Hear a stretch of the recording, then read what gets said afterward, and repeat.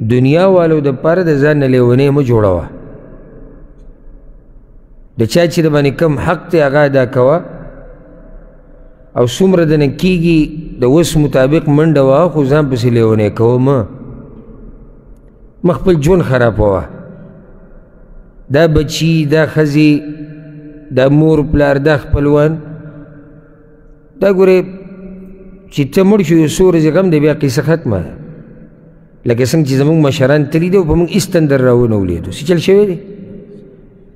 که ته زما نه دا تپوس وکړي چې زما د مرګ نه بعد به دنیا څنګه وي، نو زه د لنډ جواب در کوم چې ستا د مشرانو د مرګ نه بعد دنیا څنګه ده؟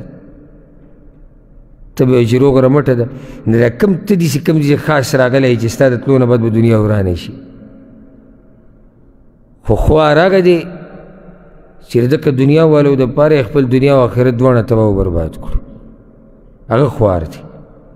خپله دینداري کوه، خپل عبادات کوه، خپل رب راضي کوه، او چې د دنیا والو کوم په تا حق دی د وس مطابق د هغې د ادا کولو کوشش کوه. فقط خپل آخرت پې مه تباه کوه، مه پې خپله دنیا بلکل خرابوه. لکه دا راته هم د زړه یو نصیحت وکړم، لکه یو نیم سړی د نورو دپاره هغه خپله دنیا سمه خرابه کړي. صحیح ده، لازم د سړي دنیا ته نقصان رسي. لکه پلار دی بچو دپاره منډې وهي، لازم د دنیا ته پکې نقصان رسي، خو بلکل خپله دنیا داسې په دې پونده باندې مه راکاږه چې ځان دې د مرۍ نه نیولی دی، نه ښایسته جامه اچې، نه ښایسته خوراک کې، نه د دنیا نه مزې اخلې، ځان داسې د مرۍ نه هم مه نیسه.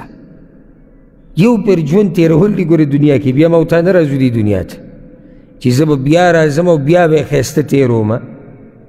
مزې د دې دنیا نه واله چې کومې جایزې او حلالې دي، او خپل آخرت مه تباه کوه، د آخرت دپاره محنت او کوشش کوه.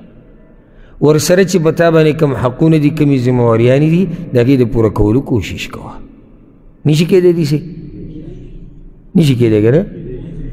که نه ستاسو ذهن کې هغه فلسفه پرته ده چې یا به دنیا کې یا به آخرت کې؟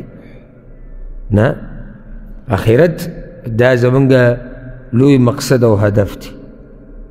دنیا دا زمونږ ضرورت دی، څومره چې ضرورت وي دومره به یې کوو، خو ځان به پرې ګډ وډ کوو نه.